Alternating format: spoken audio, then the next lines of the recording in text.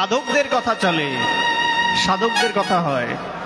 জার্মানির 400-র বেশি স্কুলে প্রতিদিন সকালে যোগ প্রাণায়াম শিক্ষা দেওয়া হয়। জাপানের কয়েক হাজার স্কুলে সনাতনীর শিক্ষা নিত্য তাদেরকে অধ্যয়ন করানো হয়, প্রার্থনা করানো হয়, তাদেরকে যোগ প্রাণায়াম করানো হয়। ভারতবর্ষের শিক্ষা এই রকম উচ্চতর শিক্ষা। এই জন্য পৃথিবীতে সমস্ত জায়গা থেকে শান্তি হারিয়ে গেলেও মানুষ ছুটে আসে ভারতের কাছে শান্তি প্রাপ্ত হতে। মহারাজ বললেন, এই জন্যই ভারত ভূমিতে জন্ম হইল যার, জন্ম সার্থক করো করো পরোপকার। এই ভূমিতে জন্ম মানেই জন্ম সার্থক হয়ে যাওয়া। এই ভূমিতেই জন্মেছে গৌর সুন্দর, এই ভূমিতেই জন্মেছে নিত্যানন্দ প্রভু, এই ভূমিতেই জন্মেছে ভগবান শ্রীকৃষ্ণচন্দ্র, এই ভূমিতেই জন্মেছেন শ্রী রামচন্দ্র ভগবান। বলিয়েছে নিতাই গৌর প্রেমানন্দে।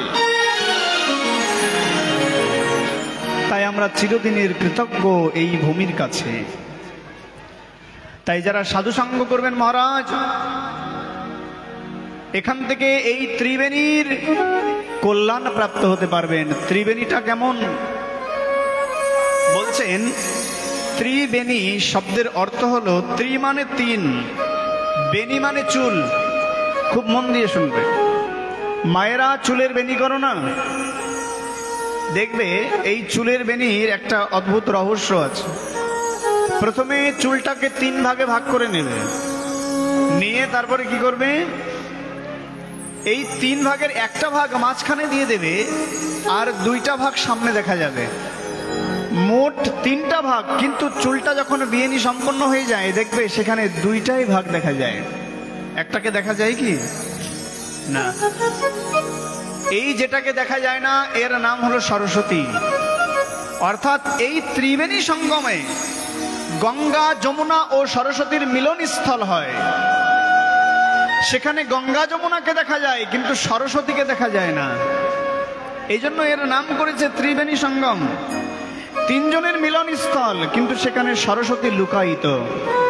সেখানে সরস্বতী তার কৃপাবর আশীর্বাদ প্রাপ্ত করেছেন। যদি জীবনে একবার সৌভাগ্য হয় এই ত্রিবেণী সঙ্গমে স্নান করার, তাহলে তার আর পুনর্জন্মই হয় না। বলে নিতাই গৌরে প্রেমানন্দে। সমস্ত পাপ বিধৌত হয়ে যায়। এই মহাকুম্ভ এক পবিত্র স্থান। বললেন, আমরা তো সকলে এই ত্রিবেণী স্নানের সৌভাগ্য পাবো না মহারাজ, তাহলে কি করব? বললেন, আজ যারা ত্রিবেণীতে স্নানের সুযোগ পায় না, তাদের জন্য ভাগবত রূপী ত্রিবেণী এসে উপস্থিত হয়েছেন সাক্ষাৎ এই সাধু সঙ্গে। এই জন্য ভাগবতকে ত্রিবেণীর সম বলা হয়েছে। যারা গোবিন্দের কথামৃত শ্রবণ করবেন, তারা ত্রিবেণীর স্নাত ও অমৃত ধারা প্রাপ্ত হয়ে যাবেন। এর থেকে বড় আশীর্বাদ কৃপা আর কি আছে বলো? হ্যাঁ, এটাই তো চরম পাওয়া। হরি বল। ভাগবতেই আমাদেরকে বারবার বলছেন, উভয়ম সঙ্গম যত্র তত্র লুপ্তা সরস্বতী। এই সরস্বতী 2টা স্থানে অবস্থান করেন সংসারে। খুব মন দিয়ে শুনবে। একটা হলো বিদ্বানদের জিহ্বায়, কণ্ঠে, আর এক হলো সরস্বতী নদে। সরস্বতীর 2টা স্থান। আমরা বলি না, আরে দেখ দেখ এত সুন্দর কণ্ঠ, সাক্ষাৎ যেন মা সরস্বতী এর কণ্ঠে বিরাজ করেছে। কেন বলি জানো? সরস্বতীকে যখন ব্রহ্মা আশীর্বাদ করেছিলেন, ব্রহ্মার কাছে 2টা স্থান চেয়ে নিয়েছিলেন। হে প্রভু, তুমি আমায় 2টা জায়গা দাও যেখানে আমি অবস্থান করতে পারবো। ব্রহ্মা সেদিনে বলেছিলেন, এই সংসারে যারা বিদ্বান হয়েও গোবিন্দের কথা কীর্তন করে না, গোবিন্দের শ্লোক অধ্যয়ন করে না, যারা বিদ্বান হয়েও গোবিন্দের দিব্য কথামৃতকে কীর্তন করে না, তুমি কোনোদিন তাদের জিহ্বায় নৃত্য করবে না। কণ্ঠ পেয়েও যারা গোবিন্দের গান করে না, কণ্ঠ প্রাপ্ত হয়েও যারা ভক্তি গীতি করে না, বলে তাদের কণ্ঠে কোনোদিন সরস্বতী অবস্থান করে না। এই জন্য শিল্পীর পতন হয়ে যায়। এজন্য শিল্পের পতন হয়ে যায়, শিল্পীর পতন হয়ে যায়। কিন্তু যে কণ্ঠে গোবিন্দের গান হয় মহারাজ, কোনোদিন সেই কণ্ঠের পতন হয় না। সাক্ষাৎ গোবিন্দ সেই কণ্ঠে বিরাজ করেন। বলো নিতাই গৌর প্রেমানন্দে। সরস্বতী সেই কণ্ঠে বিরাজ করেন। এটাই তো পরম পাওয়া। তাই সরস্বতী আমাদের কণ্ঠে রয়েছেন, জিহ্বায় রয়েছেন। যে জিহ্বায় কৃষ্ণ কথা হয়, নিত্য করেন সরস্বতী, নিত্য সেই জিহ্বাতে। বলেন যারা এই সরস্বতীর করুণা বর প্রাপ্ত হয়নি তারা কি করবে? যারা কৃষ্ণ গান করে না, কৃষ্ণ কথা করে না, বলে তারা পবিত্র হওয়ার জন্য ছুটে যাবে এই ত্রিবেণী সঙ্গমে, সরস্বতী স্থানে। এই জন্য তার দুইটি স্থান। আর যারা সেখানে যেতে না পারবে, এই কলিযুগে ভগবান এত করুণাময় হয়েছেন, সাক্ষাৎ নিজেই ছুটে এসেছেন এই সংসারে মানুষের দুয়ারে ভাগবত রূপে। বলো নিতাই গৌর প্রেমানন্দে। আমরা সেই ভাগবত শুনতে বসেছি। বললেন 9 প্রকারের ভক্তি আছে, তার মধ্যে শ্রবণটা হলো সর্বশ্রেষ্ঠ। শ্রবণ কীর্তন স্মরণ বন্দন পাদ সেবন দাসরে পূজন সখী জন আত্মনিবেদন গোবিন্দ দাসভিলাসরে। শ্রবণ কীর্তন স্মরণ বন্দন। দেখবে ব্যাঙের কখন মৃত্যু হয় জানো? যখন অত্যন্ত চিৎকার করতে থাকে। বর্ষাকাল ব্যাঙ যখন ঘ্যাঙর ঘ্যাং করতে থাকে না, অপ্রয়োজনে যখন বাক্যালাপ করে, তখন সর্প তাকে দংশন করে নেয়, গিলে খেয়ে নেয়, তার মৃত্যু হয়ে যায় বৃথা বাক্যালাপ করার কারণে। এই জন্য যারা আন কথা বলে, যারা বৃথা বাক্যালাপ করে, তাদের আয়ু ক্ষয় হয়। কারণ আন কথাতে দেখবে সমালোচনা আসে। কোনো কাজ নাই তো কি আছে, বলে দিদি অমুকের সমালোচনা করতে বসে যা। আরে পাশের ঘরে কি হয়েছে জানিস? কালকে সেই ঝগড়া লেগেছে, এমন ঝগড়া হয়েছে রে, হায় হায়, একেবারে চুল ছেঁড়াছেড়ির মতো ঝগড়া। কি প্রয়োজন আছে এই বৃথা বাক্যালাপ করে? 3 জন এক জায়গা যখনই হবে, দেখবে তখনই এই সংসারে যত যত যত আন কথা কুকথা রয়েছে সেগুলো। বন্ধুরা দেখবে এক জায়গায় যখন হবে, বিশেষ করে যুবক বয়সের, দেখবে ওই সময় অপরের সৌন্দর্য নিয়ে, আরে দেখ না মেয়েটা কত সুন্দর, আরে দেখ না অমুকের প্রশংসা তমুকের প্রশংসা, এইরকম বলবে, তাই না? আর মেয়েরা যখন এক জায়গা হয়, তখন কি হয়? এই প্রতিবেশী বাড়ির গল্প জল্প এইগুলোই উঠতে থাকে মহারাজ। কিন্তু ভক্তরা যখন একত্রিত হয়, তখন ভগবানের দিব্য কথা হয়। বলো নিতাই গৌর প্রেমানন্দে। এই জন্য যদি শ্রবণ করতেই হয়, ভগবানের দিব্য কথা শ্রবণ করবে, তার দ্বারা আমাদের কৃপা হয়ে যায়। তাই শ্রবণের মধ্যে শ্রেষ্ঠ হলো এই গোবিন্দের দিব্য কথা, ভাগবত কথা।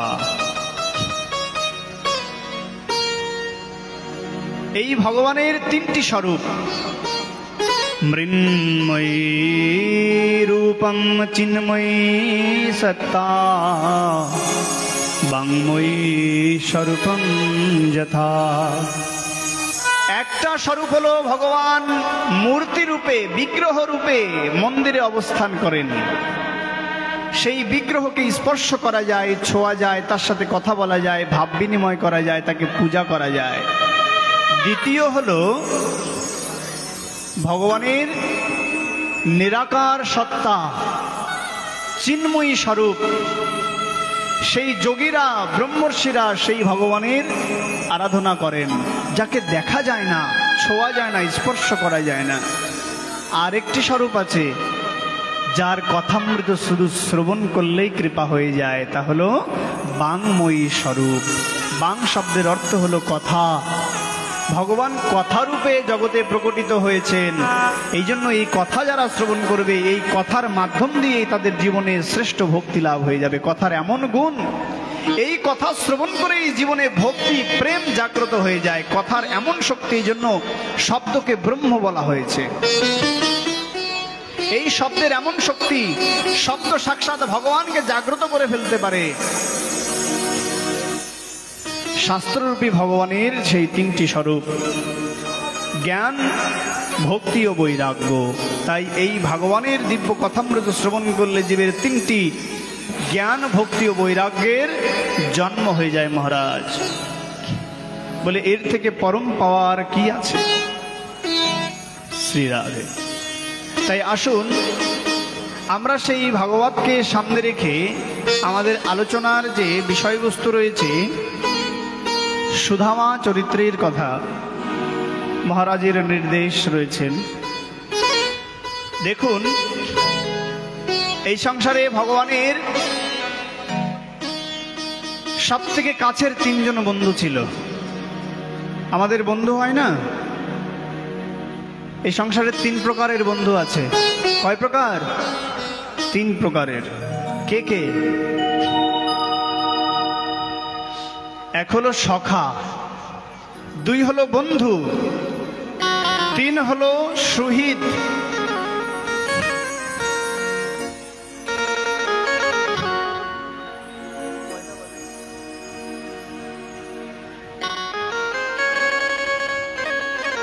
শ্রী রাধে। তিন প্রকারের বন্ধু কে কে? সখা, বন্ধু ও সুহৃদ।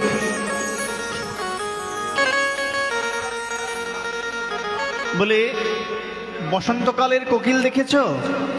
দেখবে যখন বসন্তকাল আসে ওই সময় কিছু পাখি দেখা যায়, কোকিল, এরা শুধু বসন্তের সময় থাকে, বসন্ত চলে গেলে খুঁজে পাবে না। এমন অনেক বন্ধু আছে যখন তোমার সুদিন থাকবে, তোমার সুখের সময় থাকবে, সেই সময়ই কেবল এই বন্ধুদেরকে খুঁজে পাবে, অন্যথায় খুঁজে পাবে না। এদেরকে বলা হয়েছে কপট বন্ধু, সখা সম। আর বলছেন বন্ধু প্রকৃত কারা? বললেন আর এক দল আছে যারা তুমি ভালো কর্ম করবে তবুও তোমার সাথে থাকবে, খারাপ কর্ম করবে তবুও তোমার সাথে থাকবে, হ্যাঁ না কিছু বলবে না, সাথে চলছে, তুমি খারাপ কর্ম করছো কিছু বলবে না। এই এক প্রকারের বন্ধু। আর এক প্রকারের বন্ধু আছে তুমি যদি ভালো কর্ম করো তবেই তোমার সাথে থাকবে, খারাপ কর্ম করলে সাথে থাকবে না, এবং কিছু খারাপ করলে সাথে সাথেই তোমাকে ত্যাগ করে দেবে, তোমার কল্যাণের জন্য চিন্তা করবে। একে বলা হয়েছে সুহৃদ, কল্যাণকারী। ভগবান হলেন এই সংসারের একমাত্র সুহৃদ। ভগবানের তিনজন বন্ধু ছিলেন। একজন হলো সুধামা, দুই হলো অর্জুন, তৃতীয় অক্রূর। এই তিনজন বন্ধু তিনটে ভাবের। অক্রূর হলো প্রেমিক বন্ধু, অক্রূরের মধ্যে প্রেম ছিল। সখার মধ্যে উদ্ধব ছিল প্রেমিক, অক্রূরও তেমনি। কিন্তু সখার মধ্যে সুধামা হচ্ছে ভাবুক প্রেমী, ভাবুক বন্ধু। আর অর্জুন হচ্ছে তাত্ত্বিক বন্ধু, যার মধ্যে প্রশ্ন ছিল। এই তিনজনের মধ্যে যদি বিচার করা হয় ভগবানের সব থেকে কাছের, সব থেকে প্রিয় বন্ধুকে, অন্তরের হৃদয়ের কথা জানতো কে? বলে তিনি হলেন উদ্ধব। উদ্ধব একমাত্র ভগবানের হৃদয়ের কথা জানতেন। ভগবান ছাড়া ব্রজবাসীর কথা কেউ জানতে পারেনি, কোনোদিন ব্রজপ্রেমের কথা জানতে পারেনি। একমাত্র জানতে পেরেছিলেন উদ্ধব, গোপীদের হৃদয়ের কথা, মনের কথা। এই জন্য উদ্ধবকে প্রেমিক বন্ধু বলা হয়েছে।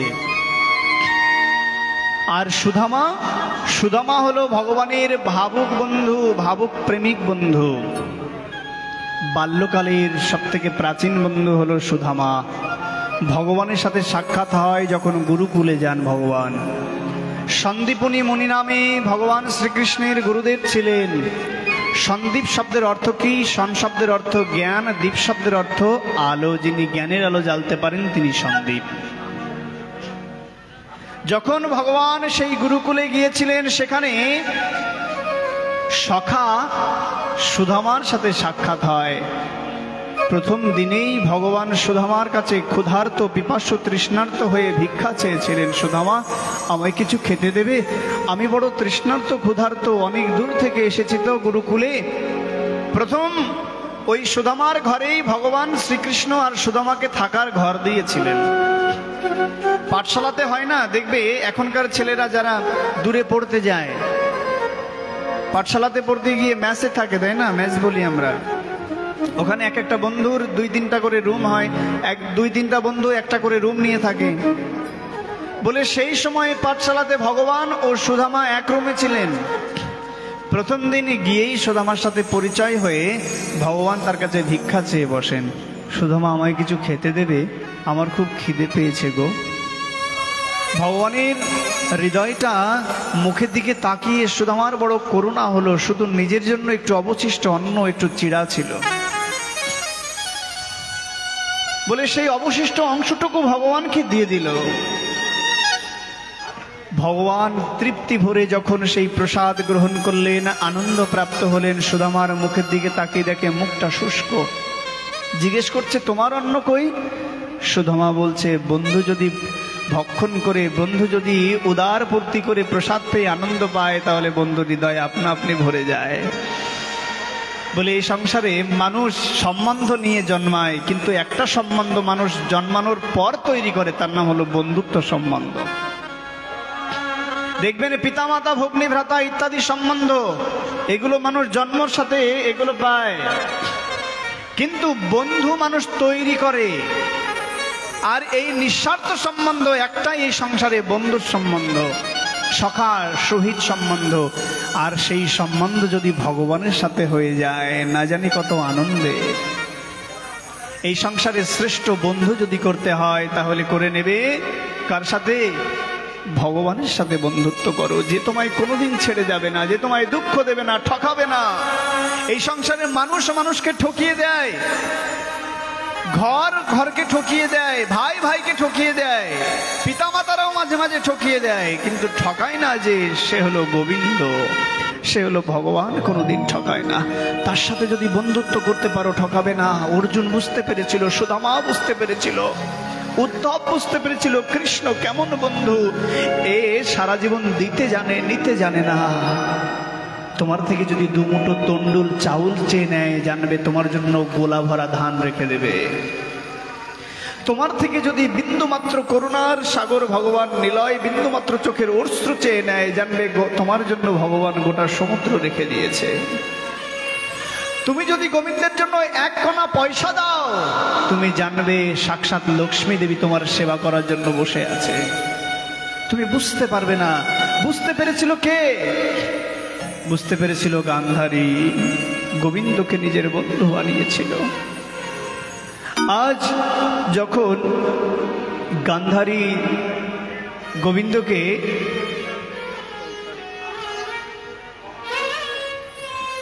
ভগবানের সব থেকে প্রিয় বন্ধু যারা বন্ধু বানিয়েছিল, তাদের মধ্যে অন্যতম দ্রৌপদী। এই দ্রৌপদী বুঝতে পেরেছিল। দ্রৌপদী কেন বুঝতে পেরেছিল জানো? ভগবানকে দ্রৌপদী সামান্য 1 টুকরো কাপড় দিয়েছিল। ভগবানের যেদিন ওই যুদ্ধক্ষেত্রে গিয়ে একটু আঘাতে ভগবানের অঙ্গুলিটা কেটে গিয়ে রক্তপাত হয়, ভগবান সেদিন দ্রৌপদীর কাছে বলেছিল, দ্রৌপদী আমার বড় কষ্ট হচ্ছে।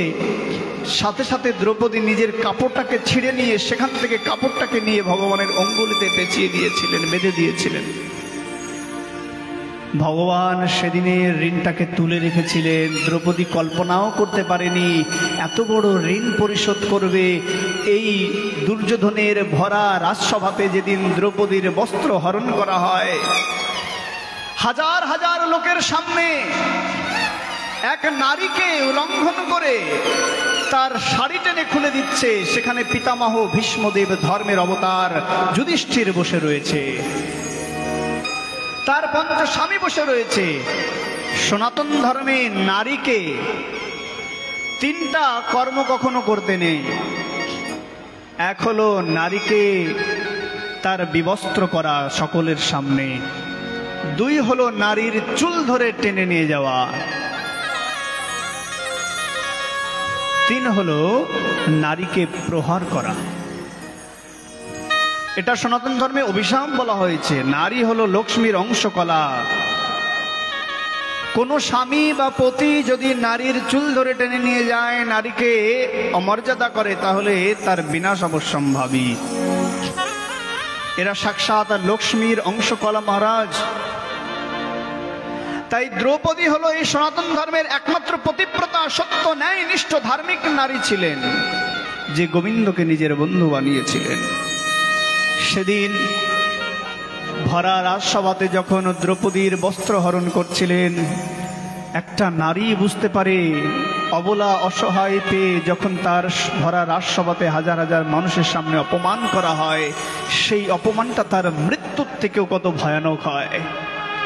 দ্রৌপদী সকলের পায়ে পায়ে ছুটে ছুটে গিয়ে ভিক্ষা চেয়েছিল, আমায় বাঁচাও, আমায় বাঁচাও, আমায় বাঁচাও। সেদিন কেউ দ্রৌপদীকে বাঁচায়নি। দ্রৌপদী কাঁদতে কাঁদতে পাগলের মতো হয়ে সর্বশেষ নিরুপায় হয়ে হা গোবিন্দ বলে দুহাত বলে চিৎকার করেছিলেন। আজ সেদিন গোবিন্দ সহায় হয়ে দ্রৌপদীকে এত বস্ত্র দিয়েছিলেন, দুর্যোধন ধরি সারা জীবন ধরে টানত, সেই বস্ত্র শেষ হতো না। তাই ভগবান ঋণ শোধ করতে ভুলে যায় না। যদি এই সংসারে বন্ধুত্ব করতে হয়, ভগবানের সাথে বন্ধুত্ব করে নাও। সুদামাকেও ভগবান সেই ঋণ শোধ করে দিয়েছিলেন। সুদামা ছিলেন দীনহীন কাঙাল ভিখারি।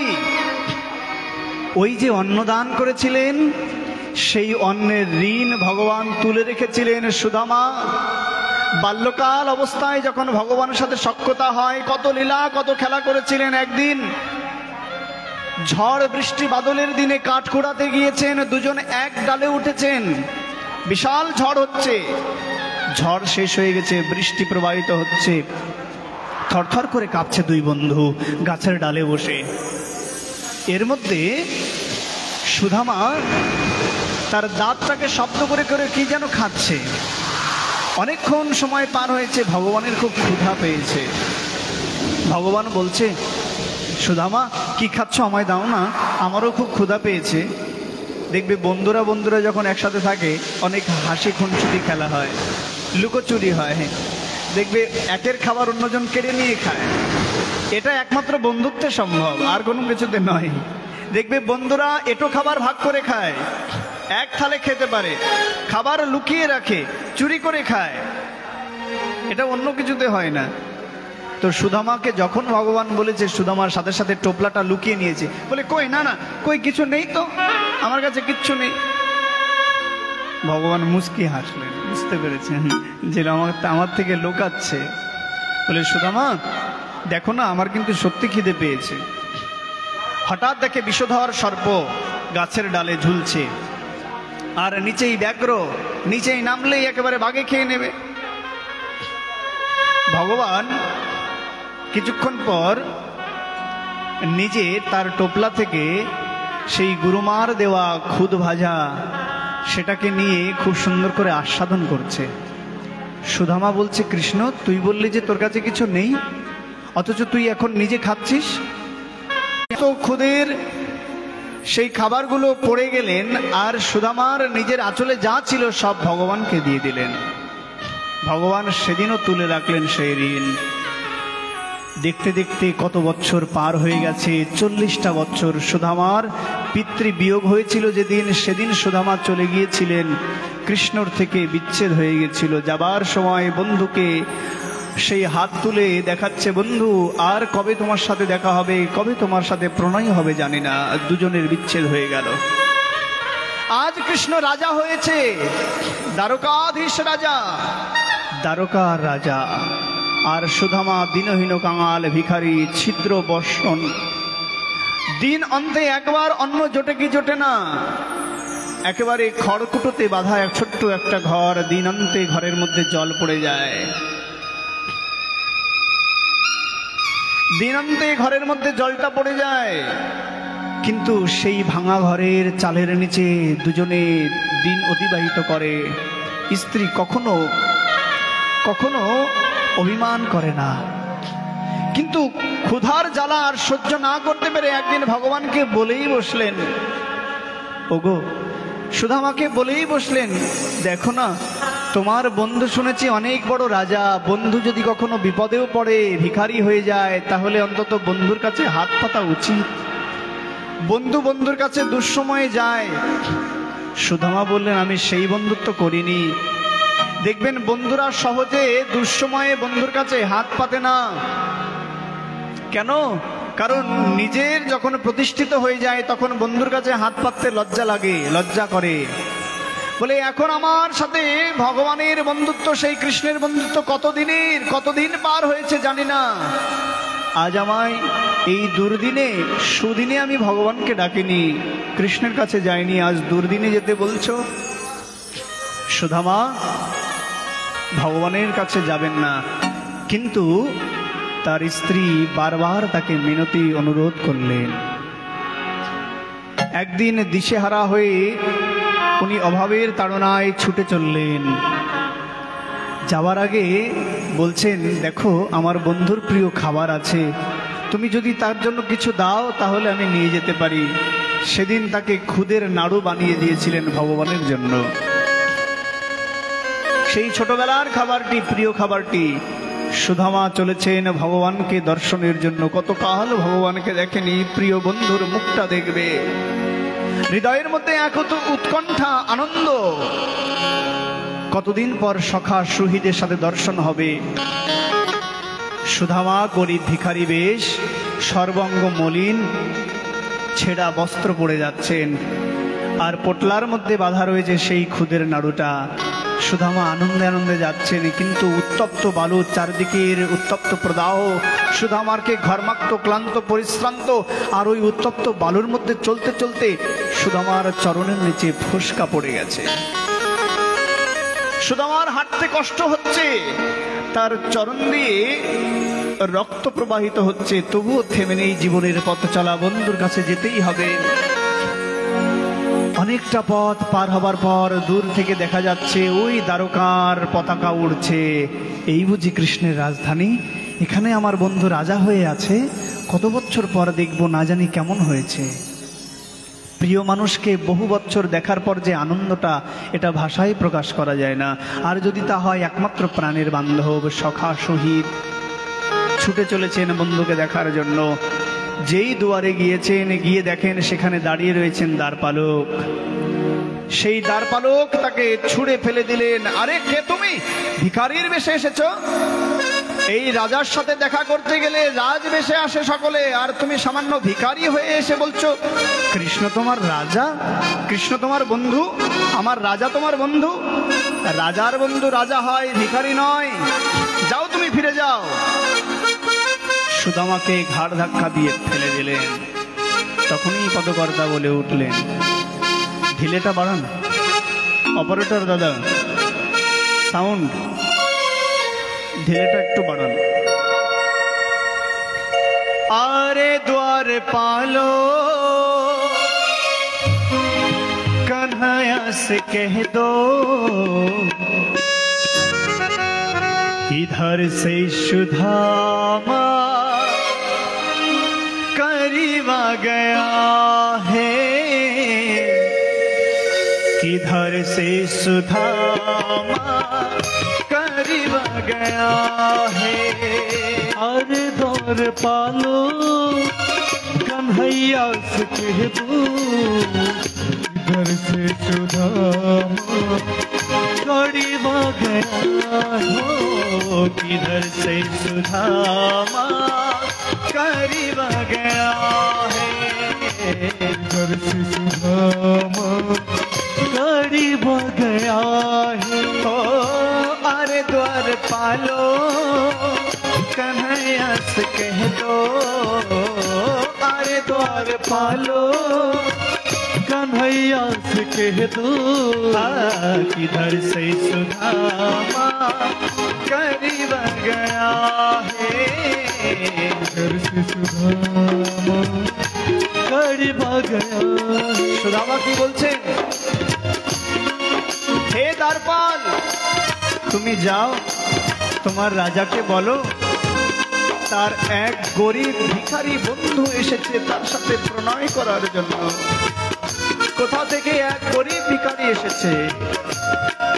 কথাটি শুনে যেন দ্বারপালের হৃদয়ে এসে লেগেছে।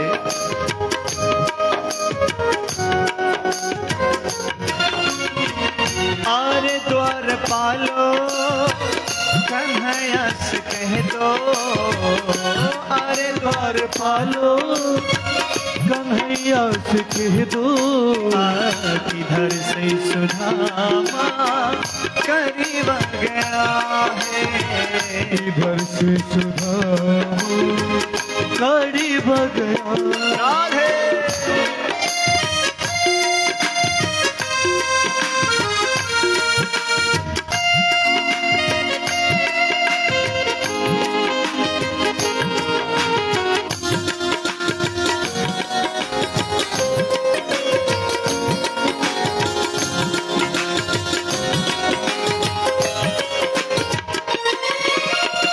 न सर पे है पगड़ी न तन पे है जामा, न सर पे है पगड़ी न तन पे है जामा।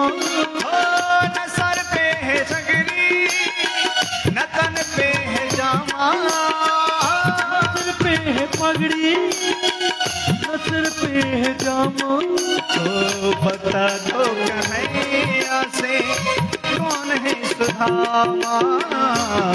कन्हैया से कौन है सुधामा। हो बता दो कन्हैया को नाम की सुधामा। कन्हैया से नाम की सुधामा। কি বলছে না সর पे है पगड़ी না তান पे है জামা। আরে নাচ তার মাথার মধ্যে পাগড়ি, নাচ তার গায়ের মধ্যে ভালো জামা, পরনের মধ্যে মলিন একটা ধুতি, তার কত জায়গায় ছেঁড়া। অভাবের সংসার তো, যেখানে দিন আনতেই পান্তা পুরোয় মহারাজ, সেখানে কি করে ভালো কাপড় জোগাবে। তাই বন্ধুর সাথে দেখা করতে এসেছে কিন্তু ভালো একটা কাপড় পরে আসতে পারেনি। তাই কি করে তাকে রাজা লাগবে, সে তো ভিখারি। রাজা হলে তো পাগড়ি পরে আসতো, ভালো জামা পরে আসতো। তাই বলছেন हो न सर पे है पगड़ी न तन पे है जामा। न सर पे है पगड़ी न तन पे है जामा। हो बता दो कन्हैया को नाम है सुधामा। बता दो कन्हैया को नाम है सुधामा। हो आरे द्वार पालो कन्हैया से कह दो। आरे द्वार पालो कन्हैया से कह दो। आरे द्वार पालो कन्हैया से कह दो। आरे द्वार पालो कन्हैया से कह दो।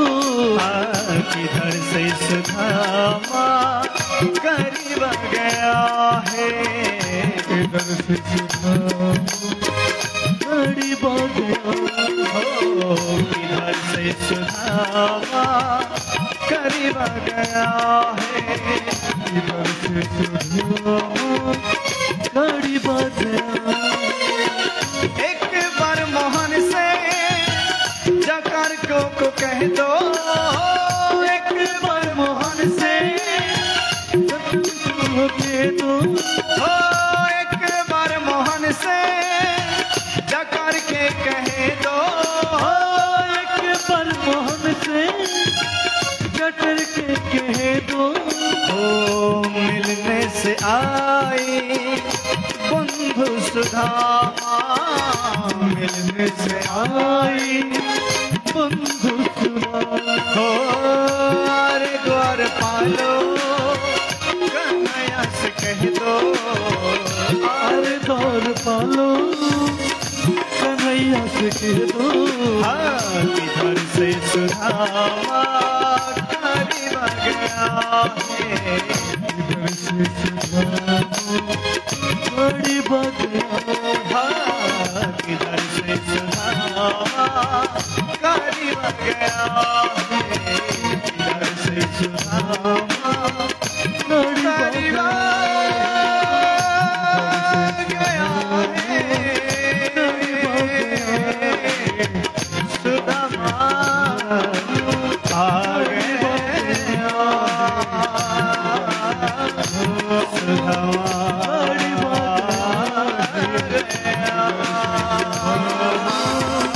करीब गया। সুদামাকে ছুঁড়ে ফেলে দিলেন।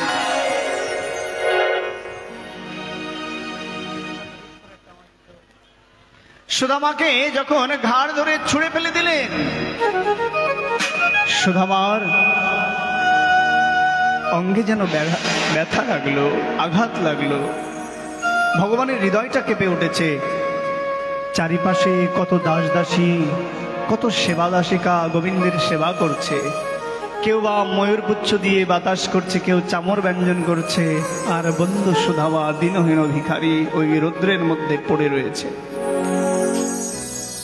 বন্ধুর মন তো হৃদয়টার মধ্যে যেন বার্তা দিল, আমার বন্ধু সুদামার কোনো ক্ষতি হলো না তো। সুদামাকে যখন সেখান থেকে কিছুতেই হাঁটাতে পারলো না, একজন এসে বলছেন, মহারাজের জয় হোক। মহারাজ, প্রহরী, কোন দুঃসংবাদ কি? বলে, মহারাজ, কে এক ভিখারি এসে আপনার সাথে পরিচয় করতে চায়, আপনার দেখা করতে চায়। ভিখারি আর বলছে কি জানেন, সে আপনার বন্ধু। বন্ধু? বলে, হ্যাঁ। কি নাম? নাম বলেছে কিছু? হ্যাঁ, কি যেন একটা নাম বলেছে। কি যেন নাম বলেছে? ও, সুদামা। সুদামা নাম বলেছে। সুদামা? যখনই সুদামা নামটি বলেছেন, ভগবান উন্মাদের মতন ছুটতে ছুটতে সুদামা সুদামা চিৎকার করতে করতে ছুটেছেন সেই দুয়ারের দিকে। कोई तो बंधु कोई तुम सखा मिलो हमारी मिलो तमाम। বন্ধু, কোথায় আছো তুমি? তুমি কোথায়? আমি তোমার অদর্শনে পাগলের মতো কতদিন অপেক্ষা করেছি, কতদিন দেখিনি, কতবার মনে করেছি আমার সুদামা। সেই বাল্যবন্ধু কেমন আছে, কোথায় আছে? আজ কত বছর পর ছুটে গিয়ে সুদামাকে পাগলের মতো জড়িয়ে ধরেছে। এই ভক্ত ভগবানের মিলন দেখে সমস্ত দ্বারকা নগরী অভিভূত হয়ে গেলেন। এ কেমন আশ্চর্য মিলন, যেখানে রাজা ভিখারির মিলন হয় বলে রাজা ভিখারি বাইরের লোক দেখছে, কিন্তু হৃদয়ে তো পরম বান্ধব শহীদ। সুদামাকে দৌড়ে এসে ভগবান আদর করছেন, সর্বাঙ্গ জড়িয়ে জড়িয়ে ধরছেন, চুম্বন করছেন। সুদামা, কতকাল তোমায় দেখিনি বন্ধু, তুমি ভালো আছো তো? তোমার আসতে কষ্ট হয়নি তো? কিভাবে এসেছো, কিভাবে চিনতে পারলে আমার এই রাজপ্রাসাদ? সব কথা পরে হবে, আগে চলো ভেতরে চলো, আগে ভেতরে চলো। ভগবান সুদামার হাতটা ধরে ধরে ঘরের মধ্যে নিয়ে এসছেন। সুদামার হাতটা ধরে যখন ঘরের মধ্যে নিয়ে এসছেন, সেই রাজপ্রাসাদে চারিদিকে পুষ্প বৃষ্টি চলছে, আনন্দ চলছে, শঙ্খধ্বনি উলুধ্বনি চলছে। বলো নিতাই গৌর প্রেমানন্দে। এই দিব্য উলুধ্বনি, পুষ্প বৃষ্টি, কেউ চামর ব্যঞ্জন করছে, এখন সকলেই পাগলের মতো সেবা করছে, কারণ সাক্ষাৎ মহারাজ যার চরণ সেবা করছে। সুদামাকে এনে সরাসরি বসালেন নিজের সিংহাসনে, রাজ সিংহাসনে। সকলে তো দেখে আশ্চর্য হয়ে গেলেন, হায় হায়, আমরা যাকে ভিখারি বলে ভৎসনা করে ফেলে দিলাম, আর ভগবান তার সাক্ষাৎ নিজে তাকে তার রাজ সিংহাসনে বসাচ্ছেন। ভগবান সাথে সাথে নির্দেশ দিলেন, যাও তোমরা সরোবর থেকে জল নিয়ে আসো, আমার সুদামার অভিষেক আমি নিজে করব, চরণ ধোয়াবো। চরণ ধৌত করতে গিয়ে দেখেন সুদামার চরণের নিচে ফোসকা পড়ে সেখান থেকে রক্ত প্রবাহ হচ্ছে। সুদামা, তুমি এইরকম কষ্ট স্বীকার করেও তুমি আমার সাথে দর্শন করতে এসেছো। সুদামা, তোমার এত কষ্ট হয়েছে, একটাবারও মুখ ফুটে কিছু বলনি। বলে, দেখো, সুদিনে যেদিন তোমাকে কিছু বলতে পারিনি, আজ দুর্দিনে কি করে আমার দুঃখের কথা তোমায় বলবো? যেদিন সুদিনের কথা বলতে পারবো, সেদিন দুঃখের কথাও বলতে পারবো। বন্ধুর সাথে সব বলা যায়, কিন্তু অভাবের কথাটা বলা যায় না। তুমি আমার সেই পরমাত্মা বন্ধু। সুদামা ভগবানের মিলন দেখে সকলে অভিভূত হতে লাগলেন, সকলে প্রণাম দিলেন, জয় জয়কার করলেন। সুদামা কৃষ্ণ একসাথে স্নান করতে গেলেন, পরদিন খুব আনন্দ করলেন। ভগবান তাকে নানা প্রকার ব্যঞ্জনে আহার করাচ্ছেন, নানা প্রকারের পোশাক পরাচ্ছেন। একদিন সুদামা জিজ্ঞেস করছেন, প্রভু, তুমি তো সবকিছু দেখালে, কিন্তু তোমার মায়াটাকে আমাকে দেখালে না। শুনেছি তোমার মায়া বড় আশ্চর্য, তোমার মায়াকে দেখতে চায়। ভগবান বললেন, দেখো তুমি সবকিছু দেখতে চাও কিন্তু মায়াকে দেখতে চেও না। কেন? যারা এই সংসারে একবার মায়াকে দেখতে পায় তারা আমায় আর খুঁজে পায় না। মায়ার কবলে পড়ে কবে আমাকে হারিয়ে ফেলে। এই জন্য এই সংসারের জীব ভগবানকে ভুলে যায়। কেন ভগবানকে ভুলে যায় জানো? বলে যেদিন থেকে সে আমি আর আমার বলতে শুরু করে, এই সংসার আমি, এই দেহটি আমি, সংসারটি আমার, সমস্ত কিছুকে আমি আমার ভাবতে শুরু করে, সেদিন থেকে এই গোবিন্দকে হারিয়ে ফেলে। আরে যেহেতু তোর সংসার আছে, আমি আমার আছে, আমার জায়গা নাই। ভগবানকে ভালোবাসতে হলে পুরোটাই দাও, অর্ধেকটা নয়। আরে ভগবান অর্ধেকটার কাঙাল নয়, অর্ধেকটা নেবার জন্য আসেনি, ভগবান পুরোটাই নিতে এসেছে। এই পুরোটা দিতে পেরেছিল মীরাবাই। সারাটা জীবন গোবিন্দকে নিজের পতি, নিজের স্বামী, নিজের প্রেমিক রূপে ভালোবেসে চিরদিনের জন্য নিজের পরমাল্যটা গোবিন্দের গলায় পরিয়েছিলেন। গোবিন্দের সাথে সাত পাকে বাধা দিয়েছিলেন মীরাবাই। নিজে গোবিন্দকে পতি রূপে মেনে গোবিন্দের সাথে সংসার করেছিলেন। পারবে এরকম সংসার করতে? আমাদের সকলের লোক দেখানো ভক্তি মহারাজ। ভক্তি বুঝতে পারবে যখন দুঃসময় আসবে। দেখবে ওই সময় ছুটে যাবে কোথায়? অর্থের কাছে।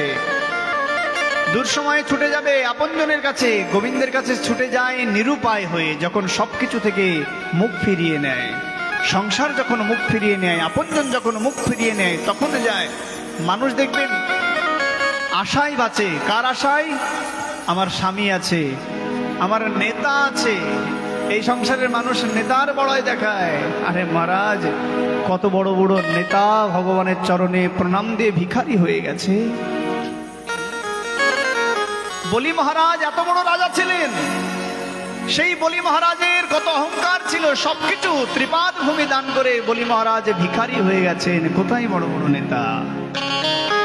মানুষ যখন সংসার থেকে বিমুখ হয় তখনই কেবল গোবিন্দ চরণে যায়। দুই প্রকার ব্যক্তি সাধু হয়, এক হলো সংসার থেকে দুঃখ পেয়ে, আর এক হলো তার পূর্ব জন্মের সুকৃতি লব্ধ হয়ে। তাই গোবিন্দকে যদি দিতে হয় তোমার হৃদয়ের পুরোটা দিয়ে দাও। গোবিন্দ তোমার জন্য রত্ন সিংহাসন রেখে দিয়েছেন। তাই সুদামা কি করেছিলেন? সেই সুদামা গোবিন্দকে বলছেন তোমার মায়া আমায় দেখাও। বলল বন্ধু মায়া দেখতে চেয়েও না, কিন্তু যেহেতু সুদামা বলেছেন মায়া দেখাবেন, স্নান করতে গেলেন, জলকেলি করছেন দুজনে মিলে। একবার কৃষ্ণ উঠছেন তো সুদামা ঢুকছেন, সুদামা ঢুকছেন তো কৃষ্ণ উঠছেন। দুজনে স্নান করতে করতে খুব আনন্দ করছেন। আনন্দ করতে করতে হঠাৎ সুদামা তলিয়ে গেলেন। জলের মধ্যে যখন সুদামা তলিয়ে গেছেন, কৃষ্ণ তো চিন্তিত হয়ে গেছেন। সুদামা, সুদামা কোথায়? কোথায় তুমি বন্ধু? কোথায় তুমি? খুঁজতে লাগলেন, কোথাও সুদামাকে পেলেন না। কি হলো, কি হলো? কোথাও খুঁজে পেলেন না। হঠাৎ চৈতন্য ফিরেছে, জ্ঞান ফিরেছে। অনেক দিন পার হলো, দেখে একটি সমুদ্র কূলের নিচে সুদামার নিথর দেহটা পড়ে আছে। যেন জল খেয়ে তার মৃত অবস্থা, প্রায় যেন প্রাণটা চলে যায়। অচৈতন্য অবস্থায় পড়েছিলেন। যেই জ্ঞান ফিরেছে তাকিয়ে দেখে দূর থেকে পালকিতে করে একটা বিরাট উৎকট চেহারা, কয়েকজন লোক ছুটে আসছে। অদ্ভুত চেহারা, অদ্ভুত সাজসজ্জা, তাদের ঢাক বাজাতে বাজাতে ছুটে এসছে। বলে মহারাজের জয় হোক বলে সুদামাকে সেই পালকির মধ্যে চড়িয়ে নিয়ে ছুটতে লেগেছে। বলে কোথায় নিয়ে যাচ্ছ? বলে চলুন তো তারপর দেখতে পাবেন। সুদামাকে নিয়ে গেলেন, নিয়ে গিয়ে একেবারে রাজসিংহাসনে বসিয়ে অভিষেক হচ্ছে, সকলে আনন্দ করছে, পুষ্প বৃষ্টি করছে। পাশে তাকিয়ে দেখেন তার একজন রানীমাও আছে, খুব সুন্দরী। বাবা, আরে বিয়ে না করতেই রানীমা হয়ে গেছে, আর আমি রাজা। আর চারিদিকে এত প্রজা, যাকে যা বলছে সেই আজ্ঞা পালন করছে। আরে মন্দ কিসের যদি এরকম রাজা হয়ে বাঁচা যায়? দেখি তো কি হয়। এইরকম দেখতে দেখতে বহুদিন রাজ্য পালন করলেন। রাজ্য পালন করতে করতে করতে করতে হঠাৎ একদিন রানীমার মৃত্যু হলো। সব ভুলে গেছেন, কিন্তু কোথায় সেই কৃষ্ণ, কোথায় সেই সুদামার ঘর, কোথায় সেই গ্রামের বাড়ি, কোথায় ভিখারি জীবন, সব ভুলে গেছেন। এখন সে মহারাজ। সুদামা কি করছেন? তখন যখন রানীমা মারা গেছেন সকলেই কাঁদছেন, চিন্তা করছেন রানীমা মারা গেছেন, যদি আমি না কাঁদি তাহলে ভাববে যে এতদিন আমি অভিনয় করেছিলাম। সে একটু নকল কান্না কাঁদছে। এই কান্নাটা কেমন জানেন? এই সংসারে মানুষ মরে গেলে যেমন স্ত্রীরা কাঁদে, স্বামীরা কাঁদে, পুত্রেরা কাঁদে, এরকম নকল কান্না। বলে মহারাজ আপনি এইরকম অপমান করতে পারলেন আমাদের, আমরা নকল কান্না কাঁদি? বলে তাই তো, যদি তাই না হতো, যেদিন প্রণয় হয়, যেদিন বিবাহ হয়, 7 পাকে বাধা দাও, কত কথা বলো না, কত প্রতিজ্ঞা করো, ব্রহ্মকে সাক্ষী রেখে 7 পাকে বাধা দিয়ে বলো আমি চিরদিনের জন্য তোমার জীবন সঙ্গী হলাম, জন্ম মৃত্যু তোমার সঙ্গে থাকবো।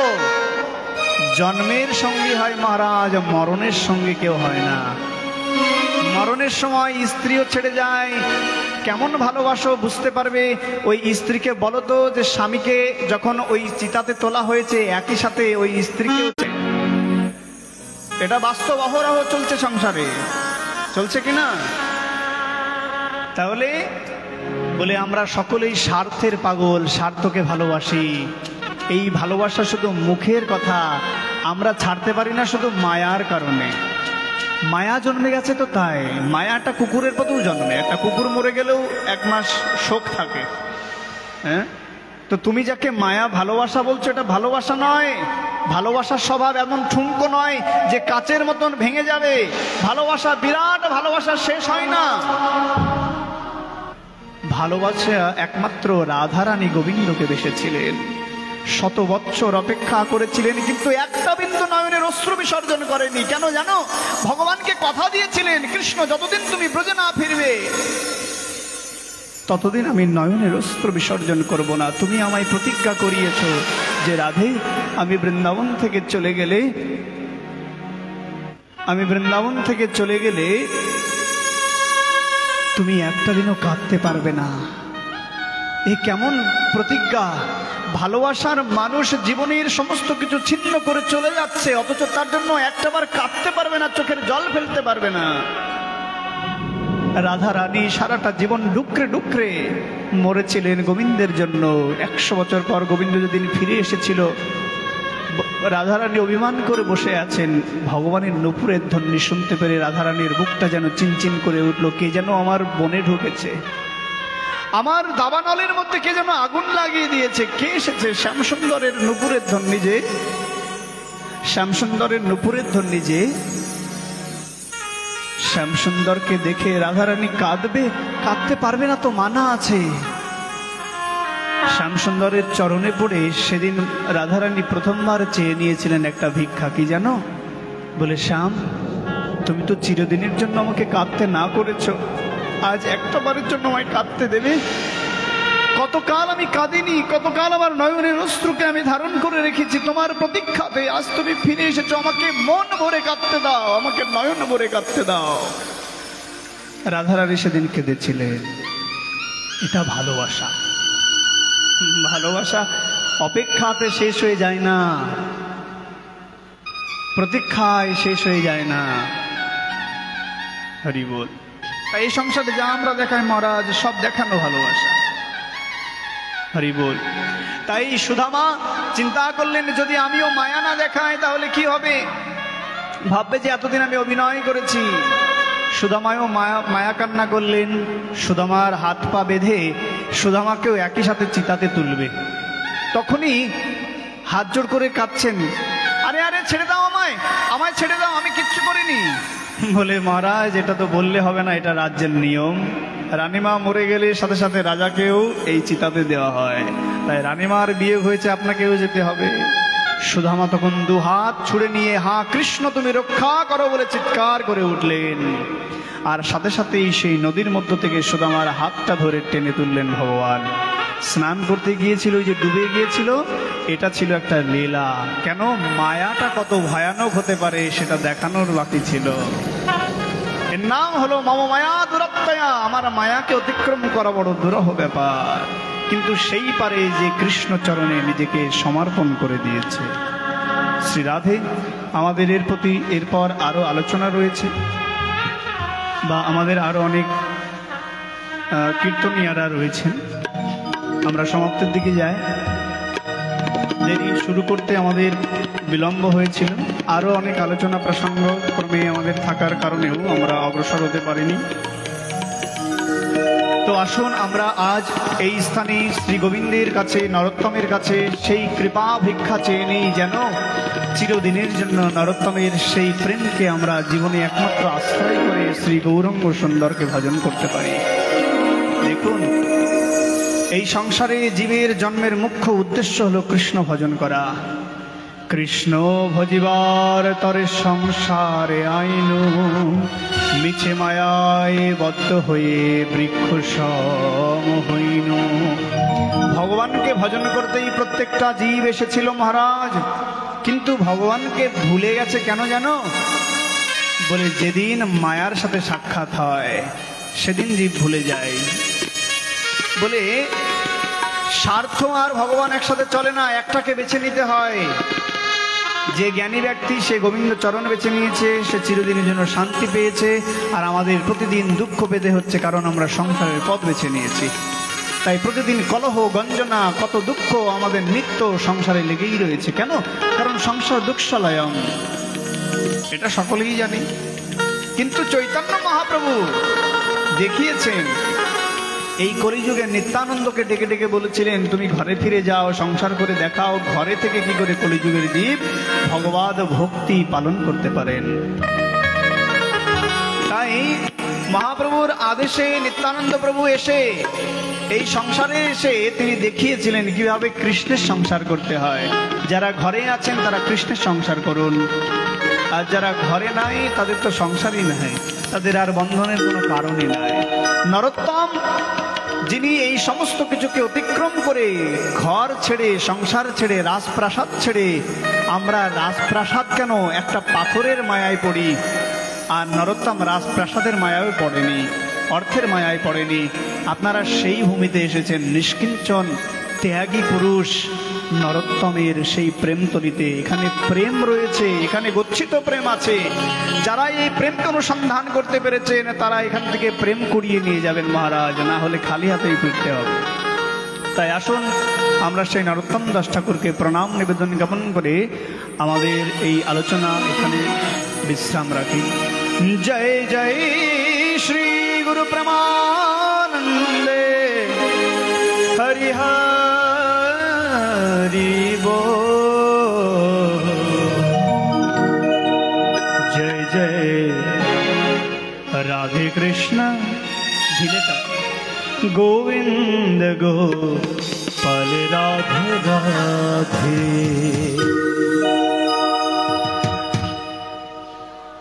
जय जय राधे कृष्ण गोविंद गोपाल राधे राधे।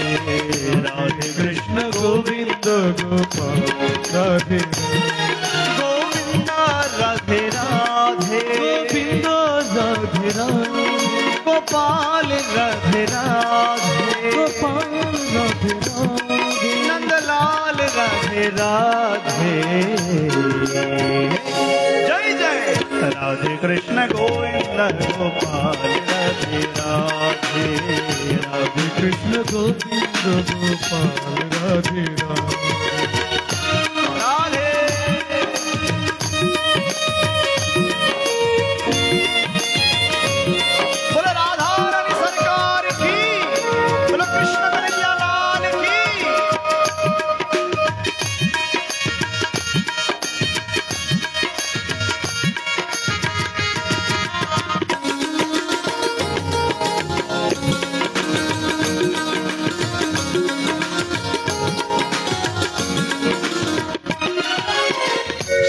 सुंदर मदन मोहन हो,